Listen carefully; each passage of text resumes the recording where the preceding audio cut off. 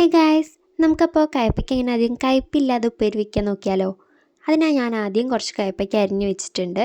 അതിലേക്ക് നമ്മൾ ചെറിയ നാളികേരം, മുളക് പൊടി, മഞ്ഞൾപ്പൊടി, ഉപ്പ് ഇട്ടിട്ട് നമ്മൾ മിക്സ് ചെയ്ത് വെച്ചിട്ടുണ്ട്.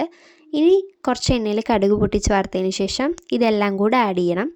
ഇതെല്ലാം നമ്മൾ നന്നായി മിക്സ് ചെയ്ത് വെച്ചിരിക്കുന്നതാണ്. അപ്പോൾ ഇനി നമ്മൾ ഇതിലേക്ക് വേറെ മസാലയൊന്നും ചേർക്കേണ്ട ആവശ്യമില്ല. ഇത്രയും സാധനം മതി. അപ്പോൾ അത് നമ്മൾ കുറച്ച് നേരം അതിൽ വെച്ചിട്ട് നന്നായിട്ട് അതിൻ്റെ നീര് വാറുന്ന വരെ നമ്മൾ വെക്കണം. ലോ ഫ്ലെയിമിൽ വെക്കുക കേട്ടോ. നല്ല ബ്രൗൺ കളറായി വരുന്ന വരെ നമ്മളിത് വെക്കണം. അപ്പോൾ നിങ്ങൾ എൻ്റെ ചാനൽ ആദ്യമായിട്ടാണ് കാണണമെങ്കിൽ എല്ലാവരും ഒന്ന് സബ്സ്ക്രൈബ് ചെയ്യുക. ഒപ്പം നിങ്ങളുടെ അഭിപ്രായങ്ങൾ കമൻറ്റ് ചെയ്യുക കേട്ടോ. അപ്പോൾ കുട്ടികൾ കയ്പ്പ് കാരണം കയ്പ്പൊക്കെ കഴിക്കുന്നില്ല എന്നൊക്കെ പറഞ്ഞാൽ ഈ ഒരു വഴി ഉണ്ടാക്കി നോക്കിയാൽ മതി. ഇതിൽ നമ്മളുടെ തേങ്ങയുടെ ഒക്കെ ഒരു ഫ്ലേവർ വരുന്ന കാരണം കയ്പ്പ് അധികം അറിയില്ല. ഇത് സിമ്പിളാണ് വയ്ക്കാൻ, കുറച്ച് ടൈം എടുക്കുന്നുണ്ട് അതൊന്ന് ക്രിസ്പി ആയിട്ട് വരാൻ വേണ്ടിയിട്ട്. അല്ലാതെ ഇത് സിമ്പിളാണ്, അധികം ഇൻഗ്രീഡിയൻസും ആവശ്യമില്ല. ആകെ ഉപ്പ്, മുളക് പൊടി, മഞ്ഞൾപ്പൊടി, കയ്പ്പയ്ക്ക, നാളികേരം മാത്രമേ ആവശ്യമുള്ളൂ. അപ്പോൾ എല്ലാവരും ഒന്ന് ഉണ്ടാക്കി നോക്കുക.